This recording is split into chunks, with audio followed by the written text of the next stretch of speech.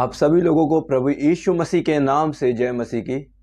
हर किसी के जीवन में कुछ बड़ी घटनाएं होती है, जैसे जन्म लेना, ग्रेजुएशन, शादी करना या फिर डेथ। लेकिन किसी के लिए भी सबसे महत्वपूर्ण घटना मसीह बनना या मसीह को धारण करना होता है। क्यों क्यों किसी के जीवन के लिए मसीह बनना सबसे बड़ी घटना होती है? क्योंकि यह हमारे और दूसरे दोनों के जीवन को अनंत काल तक प्रभावित करता है। दुर्भाग्य से बहुत से लोग मसीह तो बन जाते हैं, लेकिन जीवन के अंत तक भी वे कभी भी इसकी प्रशंसा नहीं करते। लेकिन अगर हम वास्तव में समझे कि मसीह होना और परमेश्वर के बच्चे होने का मतलब क्या होता है, तो सचमुच यीशु के लिए हमारी सेवा बेहतर और अधिक मज़ेदार होते जाएगी।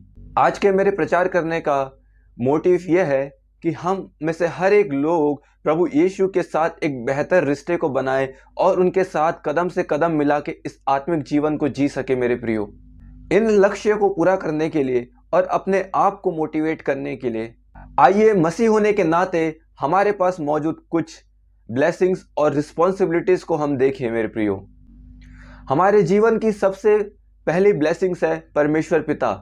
जी हाँ मेरे प्रियो, परमेश्वर पिता ने अपने आप को हमारे लिए स्वर्ग पिता के रूप में प्रस्तुत किया है। पहला यूहन्ना 3:1 कहता है, देखो पिता ने हमसे कैसा प्रेम किया है कि हम उसके पुत्र कहलाएं, और हम हैं भी। मेरे प्रियो, परमेश्वर को अपने पिता के रूप में पाने को आशीष माने।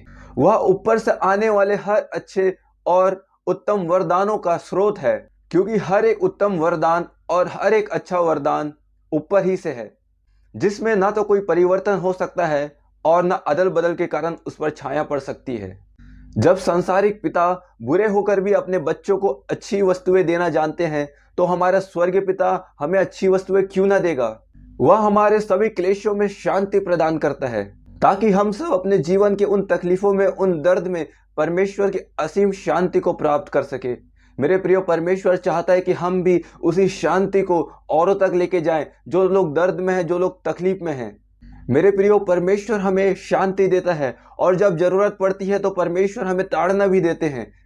जिस प्रकार परमेश्वर का वचन कहता है, हे मेरे पुत्र, प्रभु की ताड़ना को हल्की बात ना जान, और जब वह तुझे घुड़के तब साहस ना छोड़, क्योंकि प्रभु जिससे प्रेम करता है उसकी ताड़ना करता है, और जिसे पुत्र बना लेता है उसे कोड़े भी लगाता है। प्रियो, उसने वादा किया है कि वह हमें कभी नहीं छोड़ेगा। इब्रानियों 3:5-6 में प्रभु का वचन कहता है, मैं तुझे कभी ना छोड़ूंगा और ना तुझे कभी त्यागूंगा। इसलिए हम निडर होकर कहते हैं, प्रभु मेरा सहायक है, मैं ना डरूंगा। मनुष्य मेरा क्या कर सकता है। हालांकि जब हम परमेश्वर को अपना पिता मानते हैं, तो उसके साथ हमारे जीवन में कुछ जिम्मेदारियां भी आती है। मेरे प्रियो, हमें परमेश्वर के प्रति समर्पित होने की आवश्यकता है। याकूब 4:7 कहता है, इसलिए परमेश्वर के अधीन हो जाओ और शैतान का सामना करो, तो वह तुम्हारे सामने से भाग जाएगा। हमें उनके वचन के प्रति समर्पित होना चाहिए।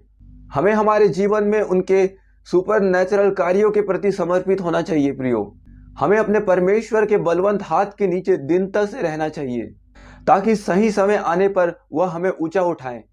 हमें अपनी सारी चिंता उसी पर दे देना चाहिए, क्योंकि उसको हमारा ध्यान है। मेरे प्रियो, हमें सचेत रहने की बहुत ज़्यादा आवश्यकता है, क्योंकि हमारा शत्रु गरजने वाले सिंह के समान इस खोज में रहता है कि कब हमको फाड़ के खा जाए। इसलिए हमें परमेश्वर के अधीन होने की आवश्यकता है, ताकि हम शैतान से मुकाबला कर सके और शैतान हमारे सामने से भाग निकले। हमें परमेश्वर के निकट आना चाहिए। याकूब 4:8 कहता है, इसलिए परमेश्वर के निकट आओ तो वह तुम्हारे भी निकट आएगा। जैसे एक सांसारिक पिता खुश होते हैं जब उसके बच्चे उसके निकट आना चाहते हैं, उसी प्रकार हमारा परमेश्वर भी अति प्रसन्न होता है जब हम उसके करीब जाना चाहते हैं। प्रियो, हमें अपने हाथों को शुद्ध करके और अपने हृदय को पवित्र करके परमेश्वर के निकट जाने की आवश्यकता है। इस दुनिया में कोई भी इंसान पवित्र नहीं है। मेरे प्रियो, हम परमेश्वर के पास डायरेक्टली नहीं जा सकते। हमें यीशु मसीह के द्वारा परमेश्वर के पास जाने की आवश्यकता है। हमें अपने पापों का अंगीकार करने की आवश्यकता है, क्योंकि प्रकाशित वाक्य 21:8 कहता है, क्योंकि डरपोकों, अविश्वासियों, घिनौनों, हत्यारों, व्यभिचारियों और टोन्हों, जो सब झूठों का भाग उस झील में मिलेगा जो आग और गंधक से जलती रहती है। मेरे प्रियो, हम प्रतिदिन किसी ना किसी तरीके से अपने जीवन में पाप करते हैं प्रियो। हम किसी का दिल दुखा के परमेश्वर के विरुद्ध हम पाप करते हैं। हम किसी के विरुद्ध कुछ बातें बोल के हम परमेश्वर के विरुद्ध पाप करते हैं। इस प्रकार मेरे प्रियो हर एक इंसान पापी है। इसलिए हमें अपने आप को शुद्ध करके, अपने मन को पवित्र करके परमेश्वर के निकट जाने की बहुत ज़्यादा आवश्यकता है। तभी हम परमेश्वर के करीब, परमेश्वर के दिल के पास जगह बना पाएंगे प्रियो।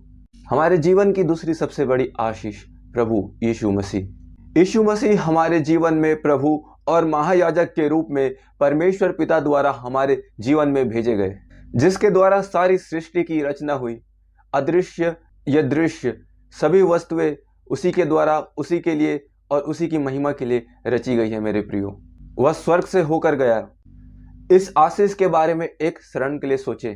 वह जो हमारा प्रभु है, वह पृथ्वी के सारे राजाओं के ऊपर शासन करने वाला परमेश्वर है। स्वर्ग और पृथ्वी का सारा अधिकार उसे दिया गया है, सभी को उसके अधीन कर दिया गया है। वह परमेश्वर पिता के दाहिनी ओर विराजमान है। सारे स्वर्गदूत, सारे सामर्थी और सारे अधिकारी उसके अधीन कर दिए गए हैं। फिर भी वह हमें अपना भाई कहता है। इब्रानियों 2:11 और 12 कहता है, क्योंकि पवित्र करने वाला और जो पवित्र किए गए हैं सब एक ही मूल से हैं, इसी कारण वह उन्हें अपने भाई कहने से नहीं लजाता। मेरे प्रियो, महायाजक के रूप में वह परमेश्वर से हमारे लिए निवेदन करता है। एक महायाजक के रूप में वह हमारी हर भावनाओं को जानता है। आज से लगभग 2000 साल पहले परमेश्वर के पुत्र प्रभु यीशु मसीह ने देह को धारण किया और हमारे ही समान एक मानव जीवन को जिया, हमारे समान दर्द सहा, हमारे समान तकलीफ सहा। इस प्रकार प्रियो, वह प्रभु यीशु हमारे सभी दर्द को, हमारे सभी तकलीफ़ों को, हमारे सभी भावनाओं को समझता है।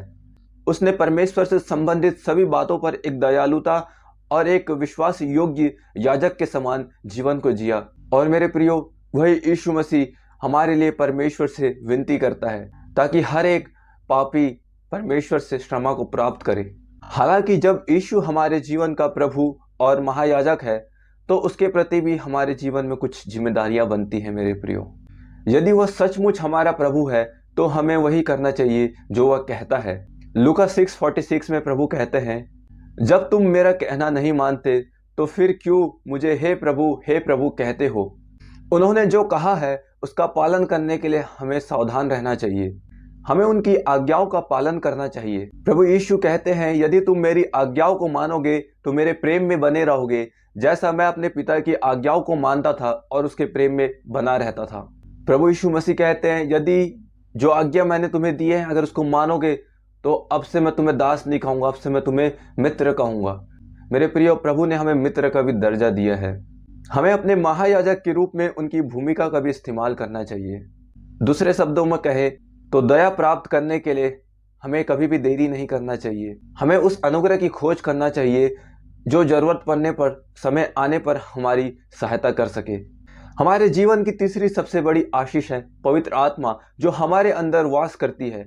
1 कुरिन्थियों 3:16 कहता है, क्या तुम नहीं जानते कि तुम परमेश्वर के मंदिर हो जिसमें परमेश्वर की आत्मा वास करती है। जी हाँ मेरे प्रियो, हम सब परमेश्वर पिता की मंदिर हैं। हमारे जीवन में अद्भुत आशीषों का श्रेय पवित्र आत्मा को जाता है। वह हमें शरीर के पाप में कर्मों को खत्म करने की शक्ति प्रदान करता है। रोमियो 8:11-13 कहता है, यदि परमेश्वर की आत्मा जिसने यीशु को मरे हुए में से जिलाया जो तुम में बसा है, तो वही आत्मा जिसने यीशु को मरे हुए में से जिलाया है वह हमारी नश्वर देहों को भी अपनी आत्मा के द्वारा जो हम में बसा हुआ है जिलाएगा। हम शरीर के कर्जदार नहीं हैं क्योंकि परमेश्वर की आत्मा हमारे अंदर वास करती है। मेरे प्रियो, यदि हम आत्मा से देह की क्रियाओं को मारेंगे तो जीवित रहेंगे। मेरे प्रियो, हमें आवश्यकता है कि हमें अपने भीतरी मनुष्यत्व में परमेश्वर की आत्मा से सामर्थ्य पाकर बलवंत होते जाना है। जब प्रार्थना की बात आती है तो वह हमारे लिए एक मीडिएटर या वकील के रूप में कार्य करके हमारी कमजोरी में हमारी मदद करता है। वह हमारी दुर्बलता में सहायता प्रदान करता है। वह हमें प्रार्थना करने का मार्ग दिखाता है। जब हमें प्रार्थना करना भी नहीं आता तो वही पवित्र आत्मा हमारे लिए आहें भर भर के परमेश्वर से विनती करता है, क्योंकि वह पवित्र लोगों के लिए परमेश्वर के इच्छा के अनुसार हमारे लिए विनती करती है। मेरे प्रियो, हमारे शरीर में आत्मा के वास को देखते हुए हमारे लिए उसके लिए क्या जिम्मेदारियां बनती हैं? क्या हम नहीं जानते कि हम परमेश्वर के मंदिर हैं और परमेश्वर की आत्मा हमारे अंदर वास करती है? पहला कुरिन्थियों 3:17 कहता है, क्योंकि यदि कोई परमेश्वर के मंदिर को नष्ट करेगा तो परमेश्वर उसे नष्ट करेगा, क्योंकि उसका मंदिर पवित्र है और वह मंदिर हम सब है। हमें अपने शरीर से भी परमेश्वर की महिमा करनी है, व्यभिचार से बचे रहना है, क्योंकि मनुष्य अपने जीवन में जितने भी पाप करते हैं सब शरीर के बाहर है, लेकिन व्यभिचार मनुष्य अपने शरीर के अंदर करता है, जिसके द्वारा वह परमेश्वर के मंदिर को अपवित्र करता है। हम परमेश्वर के मंदिर है, इसलिए हमें अपने देह के द्वारा, अपने जीवन के द्वारा भी परमेश्वर की महिमा को करनी है। प्रियो, हमें आत्मा में चलना है और आत्मा के द्वारा इस प्रकार मोटिवेट होना है कि हम आत्मा का फल उत्पन्न कर सके। हमें आत्मा के अनुसार चलना है, क्योंकि बहुत सारे ऐसे शारीरिक कार्य है जो हमारे आत्मा के विरोध में काम करती है, जो हमारे आत्मा को शोकित करती है। इसलिए मेरे प्रियो, यदि हम शरीर के अनुसार जीवन काटेंगे तो मरेंगे, लेकिन आत्मा से देह की क्रियाओं को मारेंगे तो सदैव जीवित रहेंगे। हमें अपने जीवन में आत्मा के 9 फलों के लिए कार्य करना है। हमें प्रेम, आनंद, शांति, धीरज, कृपा, भलाई, विश्वास, नम्रता, संयम को अपने जीवन में प्राप्त करना है। यदि हम आत्मा के अनुसार जीवित हैं तो आत्मा के अनुसार चले भी। ऐसा सिर्फ हम अपने मन को आत्मा की बातों पर ध्यान लगाकर कर सकते हैं, क्योंकि शारीरिक व्यक्ति शरीर की बातों पर मन लगाता है, परंतु आध्यात्मिक व्यक्ति आत्मा की बातों पर मन लगाता है। शरीर पर मन लगाना तो मृत्यु है, परंतु आत्मा पर मन लगाना जीवन है। मेरे प्रियो, हमें पवित्र आत्मा की सामर्थ्य को प्राप्त करके उसके प्रति अपनी जिम्मेदारियों को निभाने की बहुत ज़्यादा आवश्यकता है। मेरे प्रियो, हमारे जीवन की चौथी सबसे बड़ी आशीष है चर्च। चर्च को हमारे परिवार के रूप में रखने की आशीष परमेश्वर ने हमारे जीवन में प्रदान की है, जहां चर्च के सदस्य माता, पिता, भाई, बहन की तरह बन जाते हैं। कई बार चर्च हमारे सगे संबंधियों का भी स्थान ले लेते हैं, जिसे हम मसीह में आने की वजह से खो देते हैं। मेरे प्रियो, प्रभु के दास भी अपना सब कुछ छोड़ के प्रभु के पीछे हो लिए, जिसका प्रतिफल प्रभु यीशु ने उनके जीवन में 100% प्रदान किया है। और इस जीवन में भी और आने वाले जीवन में भी परमेश्वर ने उनके लिए बहुत बड़ी आशीष रखी है। बहुत से लोग परमेश्वर के लिए, प्रभु के लिए अपने परिवार को, अपनी प्रॉपर्टीज़ को, सभी को त्याग देते हैं ताकि वह परमेश्वर की सेवा कर सके।